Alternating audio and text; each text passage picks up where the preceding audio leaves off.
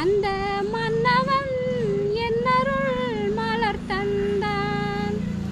சரவண பொய்கையில் நீராடி துணை தந்தருள் என்றேன் முருகனிடம்.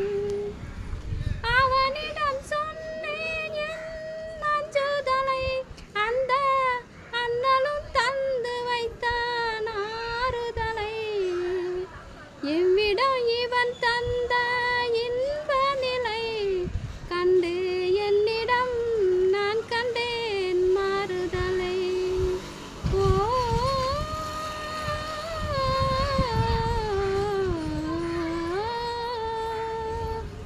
ஓ